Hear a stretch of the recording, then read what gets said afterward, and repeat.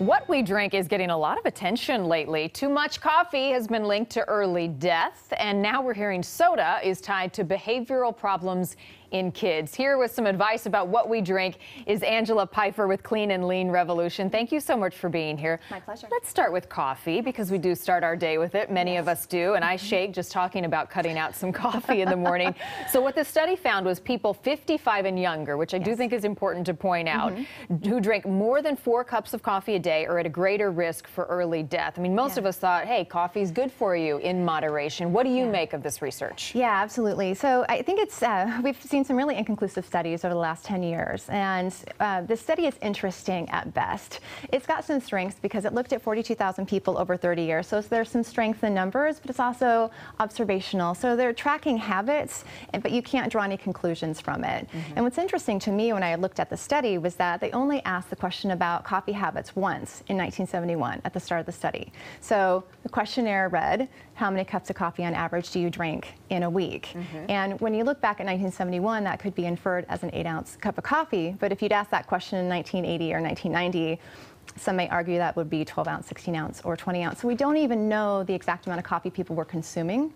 And the other thing they asked at the start of the study was about smoking. They asked that once. Well, the study subjects were on average around 40 years old in the 1970s, where a lot of Americans smoked, at that time, but they didn't track whether they stopped smoking, kept smoking, or smoked more over the length of the study.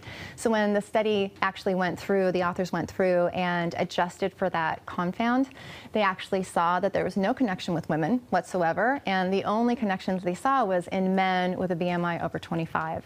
So it's interesting at best. They didn't even look at diet. So does that population stay up late? Are they more likely to eat processed food? Are they just placing breakfast with coffee and drinking coffee all morning? We don't know. We need more information. And the studies that we've seen, some have been inconclusive. Some have actually showed that there's an inverse relationship with mortality. And we just saw in the last year a study published in JACC that showed that it might even, coffee drinking might even be protective for cognitive decline. That's what we've heard. Yes. Yes. So what I'm hearing for you is there are a lot of red flags in this particular study. I mean, we always hear from nutritionists and doctors, moderation is best. I mean, what's a good amount of coffee? I mean, we don't want to drink 10 cups a day, but what should we be drinking? Absolutely. Based on all the studies in the last 10 years, low to moderate use is 1 to 3 cups of coffee a day. So 1 latte, 1 8-ounce serving, black coffee, it would be fine. One, that's it? Yes. Well, 1 to 3. 1 to 3. 1 to 3, okay. The 3 is key. All right.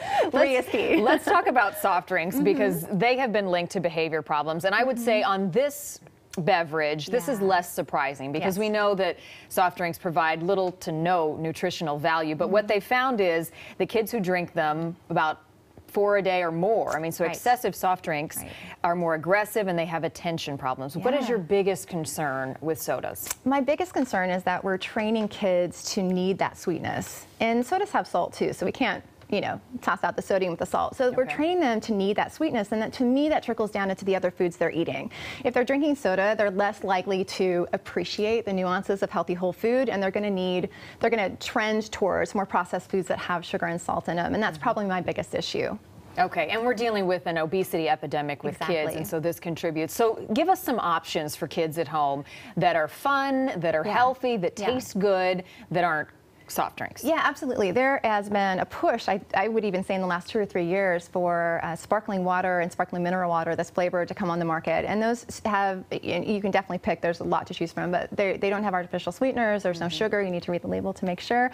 But really they are sparkling waters, so they get that carbonated kick and they get a little flavor. And if they need a little more, you can do a splash of organic juice, maybe 10% for a drink. But the goal really is to start to train them a little bit off the sweetness and have it be more of a treat. We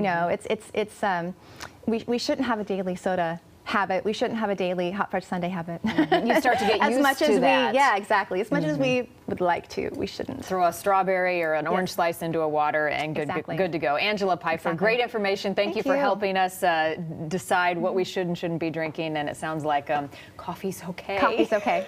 Coffee's good okay. to see you, Matt. Back to